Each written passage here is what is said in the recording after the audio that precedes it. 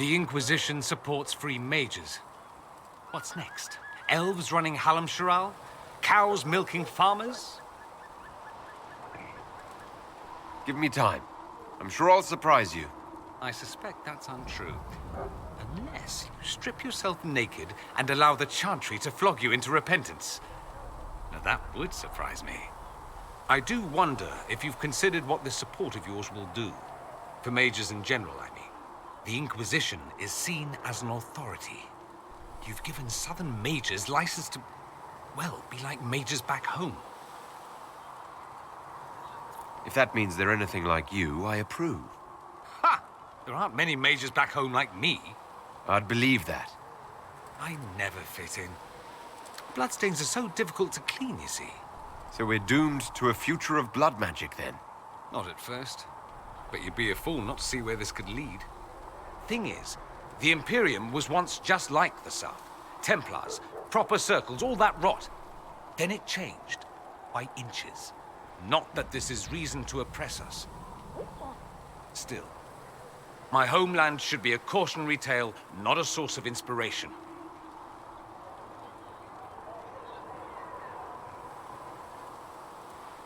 It occurs to me that I barely know anything about you. Beyond my being a mage from Tevinter, you mean? Beyond that, yes. And beyond my being so charming and well-dressed, which is obvious to anyone. I'm well aware of your finer qualities, believe me. Of course I believe you. The moment I saw you, I thought, there's a man who knows quality. Now, what was I talking about? Ah, yes, me. I am the scion of House Pavus, a product of generations of careful breeding and the repository of its hopes and dreams. Naturally, I despised it all. The lies, the scheming, the illusions of supremacy. That's Tevinter in a nutshell, isn't it? Needless to say, my family was not happy with my choices. What do you mean by generations of careful breeding? The great families of Tevinter don't have children. They refine traits, weed out the undesirable, and promote the rest. My mother was chosen for my father because magic runs strongly in her blood. Never mind that they loathed each other. They wanted a son who could become Archon to make House Pavus the envy of the Imperium. They got me.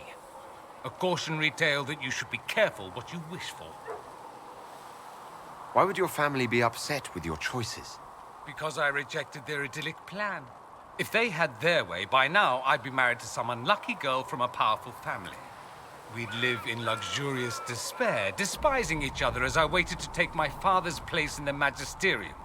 I declined the honor, and thus it's best I'm far from home. Less of an embarrassment that way, you see. I'm getting the impression that you don't care much for your homeland. On the contrary, I care for my homeland a great deal. There's so much potential. Sadly, we squander it. We refuse to acknowledge how far we've fallen because pretending is easier. We pretend the Qunari can be beaten. We pretend that we're superior to everyone, even our own people. Not everyone feels that way. I don't. Sadly, we're the minority. It just seems so much of what you say about the Imperium is entirely negative. It might sound that way. For all our faults, my people have many virtues. We are laden with history and culture. Tevinter is where Thedas truly began, remember? We treasure our past and preserve it. You can walk down a side street and find nothing built during the modern ages. And despite appearances, we care. Deeply, about everything. We have no reserve, not in war and not in love. If I truly believed my homeland was beyond all hope, I wouldn't miss it so much. Why remain with the Inquisition? Why not go back to Tevinter? I'm not exactly welcome back home. Not that it matters, I'm quite accustomed to being a pariah. It adds to my charm. I can do more for Tevinter here. If the Venatori succeed, it'll set my homeland back 1,000 years. I'm sure some magisters would disagree, but that's why we kill them. I think I've heard enough. That's too bad. I never tire of talking about myself. I'd like to ask you about Tevinter. Ah, yes. Everyone outside the Imperium always seems quite fascinated by it. Probably why they come up with so many ridiculous tales. Flying cows over Minrathous. That's madness. All right, that one's actually true, but the cows didn't have wings. I digress. Anything in particular you wanted to know? Just how often is blood magic used there? Oh, not at all. Not at all. That's what any Magister would tell you. They'd be convincingly offended by the notion, too. Of course, what people call blood magic here, and what we consider blood magic, are two different things. What's considered actual blood magic in Tevinter? Blood magic isn't inherently dangerous. Using your own blood or that of a willing participant, what's the harm? The problem is that what's permitted only gets you so much power. And what if you need more? You always need more. That's where we get into sacrifices and demon summoning. None of that is done. Not officially. Behind closed doors, it's a different story. Real blood magic can give you an edge, a leg up against your opponents. It's safe to assume that any mage of rank does it. The rest are quietly shut out of power, to put it bluntly. You'd think the Templars would object. I imagine they did, long ago. Once, their investigations might have been sincere. Then their balls were cut off. Too inconvenient. Nowadays, only the friendless are accused. Most of them probably innocent. There must be some mages who oppose this. Of course. I do. And I'm not entirely alone. Occasionally, there'll be a Magister who makes noise. And then the reform talk begins. All very patriotic. Meanwhile, that Magister will be quietly shunned. Chances are, surprise, it's learned he was a Maleficar all along. Most learn to keep quiet. Me? I enjoy the allure of pariahhood. Anyone who talks about the Imperium mentions slavery. It's the center of the slave trade. Ah. That is true. And? Did you have slaves? Not personally, but my family does and treats them well. Honestly, I never thought much about it until I came south. Back home, it's how it is. Slaves are everywhere. You don't question it. I'm not even certain many slaves do.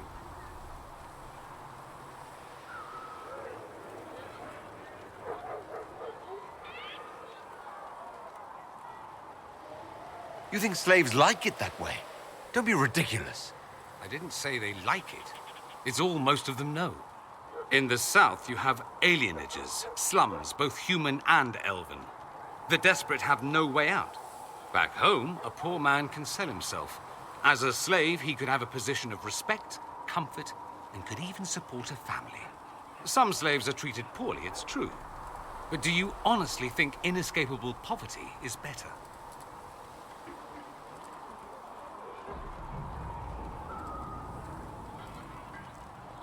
I suppose not, no. I don't know what it's like to be a slave, true. I never thought about it until I saw how different it was here.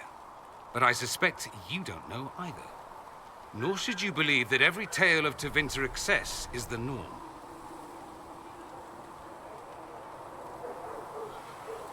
It seems strange that an entire empire would be ruled by mages. I find it strange that your mages don't rule anything at all. Actually, the fiction in the Imperium is that mages don't rule. The Magisterium rules. That magisters are all mages is considered a convenient technicality.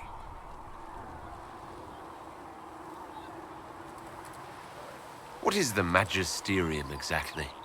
The upper house of the Imperial Senate, and the only part worth having a seat on. Those seats are split among the circles of Magi, the Chantry, and the major families. All mages now. It's odd that outside the Imperium, you use Magister like it applies to every Tevinter mage.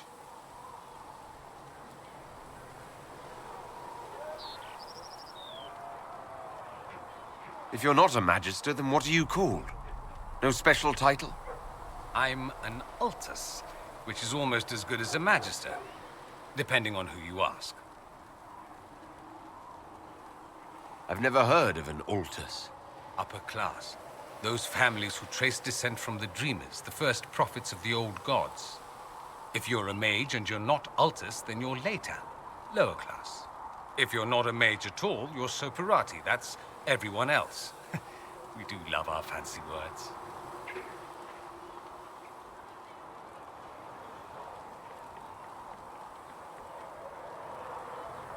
I thought the Archon ruled over the Imperium. Well, yes. Technically, he can overrule laws passed by the Magisterium, but that never happens. Even so, he gets to appoint new Magisters, which means all the families vie madly for his favor. Thus, the Archon gets invited to all the parties. The truest path to Tevinter influence, let me tell you.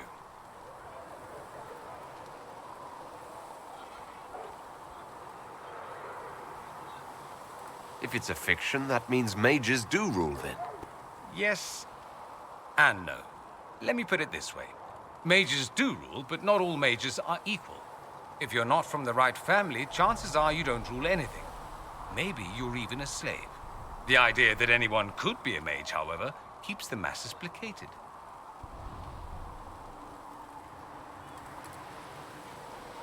Can anyone be a mage? Technically, the potential runs mostly in bloodlines, but it's been known to happen. More importantly, commoners believe it can. Tevinter legend is chock full of mage heroes from humble origins. So they hold out hope. Someday my son or my son's son will be a mage. Someday. Poor sods don't realize that means he'll be a quaestor at the arse end of the 100 Pillars, at best.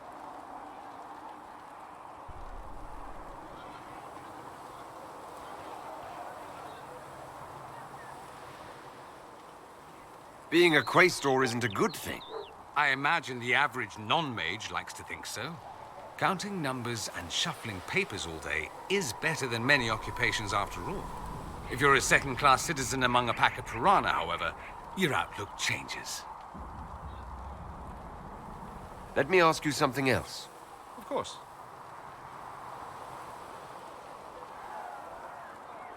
There's an Imperial Chantry, isn't there? With its own divine?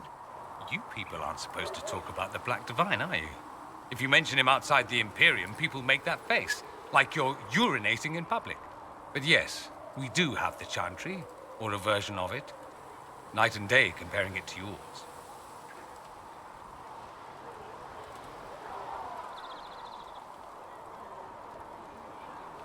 Is the Imperial Chantry so different from ours? Not in theory. The main difference is in the whole magic is meant to serve man, not rule over him business. Back home, ruling the unwashed masses is serving them, for the good of the Imperium. Perhaps it started with good intentions, but these days it's academic. The circles are in command. There are circles of magi in the Imperium. We don't have dismal little mage prisons, if that's what you mean. They're academies, prestigious ones. We have Templars as well, but they don't cancel spells or whatever your Templars do. They're soldiers. They watch for abuse of magic, yes, but only those who are weak or who fall out of favor get dealt with. Mostly they enforce the Magisterium's edicts. The Chantry smiles and nods from the sidelines. Do you really call him the Black Divine? We don't call him that, oh no. In the Imperium, he's the true divine. The woman sitting on the Sunburst throne is some backwater pretender. It all stems from a disagreement over Andraste. Marvelous, isn't it?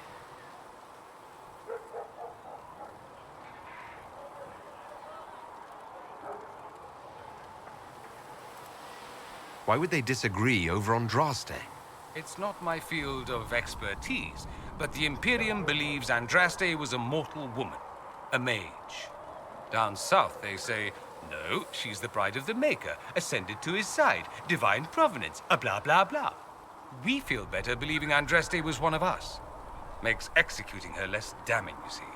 So we elected a man as divine, the South declared war, and we've been feuding cousins ever since.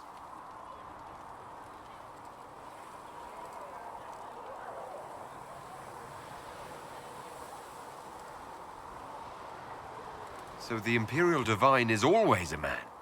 All the better to distinguish him from that other one, yes.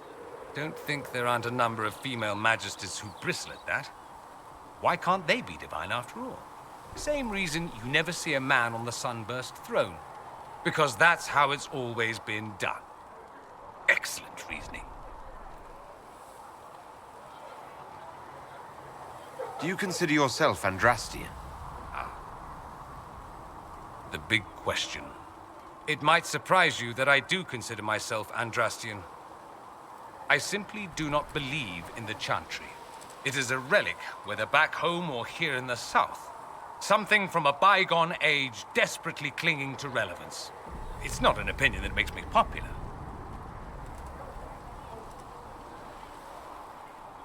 I share your opinion, actually. That's not surprising, considering what the Inquisition represents. I'll say this. I may not believe in the Chantry, but I believe in you. In me? That the Maker sent you, whether through Andraste or fate. Cassandra is not wrong. You are what we needed most at the moment we needed it. That's what they will say in ages to come. You don't seem like the religious sort, to be honest. If you define religious as sitting in a chantry and listening to a blithering hen tell you how to live, then no. If you define it as believing in the possibility that something larger than yourself exists, then yes, by all means. The world is bigger than I am, even bigger than you. It laughs at all the things we think we know. The Maker doesn't need me to believe, but I do. The thought of no one at all watching out for us is too frightening. Let me ask you something else. So many questions. I'm wondering if the Imperium would be a useful ally. I'd think you'd be more concerned whether or not they'd support the Venatori. They won't, of course. At least, not officially. They'll disavow all knowledge of dangerous cultists. Secretly, many Magisters will rejoice at the idea. And if the South falls to chaos in the meantime, all the better. It would be in the Imperium's best interest to help. Surely it could use allies. I think the Imperium gave up on the idea of allies a long time ago.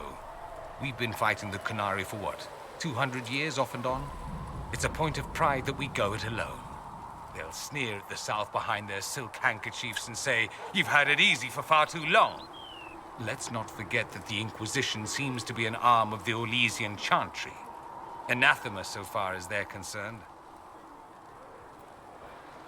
We're not part of the Chantry. The Chantry opposed the Inquisition's formation. You think that matters? Don't be silly. The Herald of Andraste.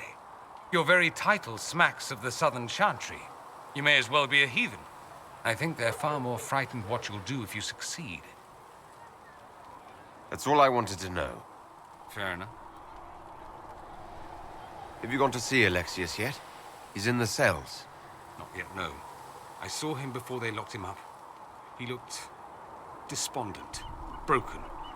Not the man I remember, nor the one I want to. I suppose the Inquisition will judge him eventually. I wonder if there's any chance they'll show him mercy. He hardly deserves it, but for Felix's sake. I can't help hoping there's something left of the man I once knew.